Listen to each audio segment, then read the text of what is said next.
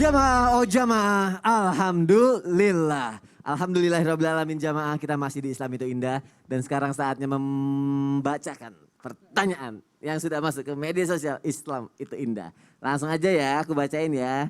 Ini aku mau buka dulu Instagram Islam itu indah. Nih, aku cari dulu ya, sudah terhubung belum ya?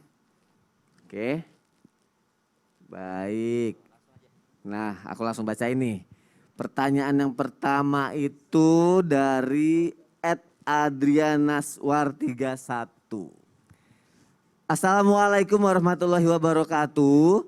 Mau nanya dong Ustadz, gimana dong hukum kalau kita lagi flu berat terus menggerakkan tangan lewat dari 3 kali buat ngusap tuh ingus yang hampir jatuh di lantai. Dan bagaimana jika ingus kita tanpa tidak disengaja jatuh ke lantai masjid? Hukumnya gimana tuh Ustadz? Tolong jelaskan.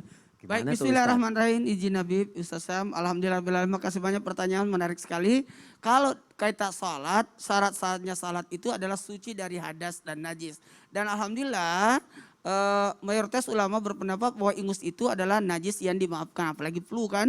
Jadi cuma yang tadi bagus, pertanyaan bagus. Gerakannya, gimana tekniknya? Teknik gerakannya nih. Otomatis kan ada adabnya, kalau ingus kan pasti kiri.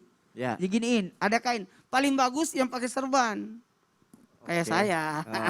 Kalau flu. Atau kalau memang merasa dirinya flu, dan maaf saya pinjam kata-kata ini karena ini sangat pagi-pagi banget. Ada keluar dari hidung, ingus itu harusnya mempersiapkan, tetap dibahas juga ya. Adalah siapin tisu atau sapu tangan yang disiapkan. Memang kalau pada saat keluar tekniknya aja diambil, nih gerakannya tidak mengganggu dari gerakan sholat.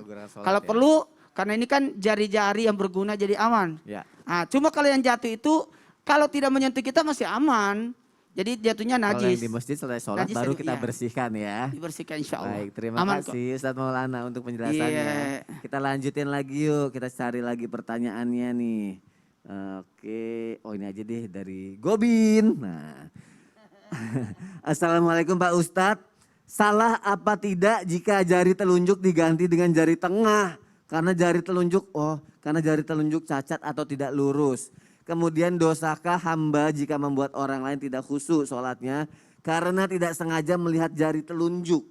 Semoga dibaca karena saya belum pernah bertanya kepada siapapun. Bagaimana nih Habib Muhammad Syihab? Baik, ada dua, misalnya begini, kalau memang telunjuknya itu masih ada, maaf. Kalau masih ada, walaupun miring atau segala macam tidak masalah, diangkat saja karena memang yang disunahkan telunjuk. Ya. Misalnya, kalaupun tidak khusyuk orang sebelah, kita tidak dosa. Kenapa dia harus ngikutin perhatiin salat kanan kirinya?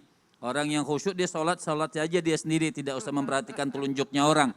Perhatikan telunjuknya dia, jadi tak usah pikirkan karena tidak dosa. Karena kekurangan dari kita itu ada ciptaan Allah, itulah keadilan Allah dan kehebatan Allah Subhanahu wa taala.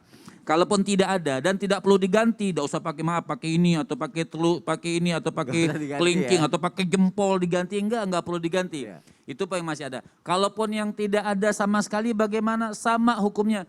Kalau dia tidak punya telunjuk sama sekali, sudah tidak perlu ada yang diangkat. Dia hadirkan hatinya bahwa dia itu menunjuk.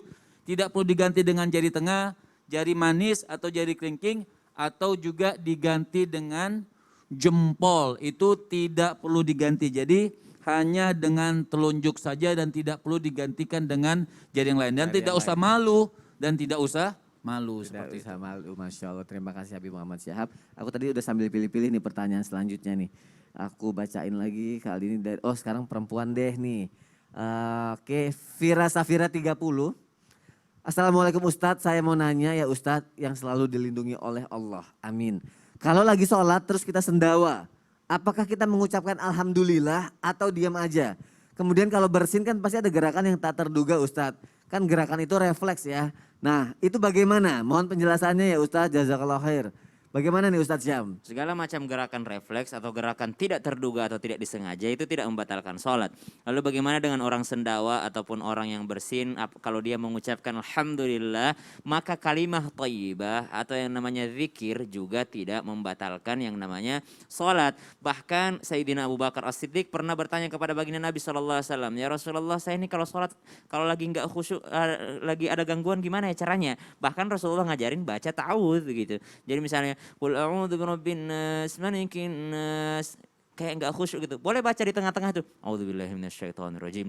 Ilahin nas min syarril waswasil khannas. Gitu. Kalau misalnya lagi sholat maliki yaumiddin, hacing, alhamdulillah. Terus yang sampingnya bilang yarhamukallah.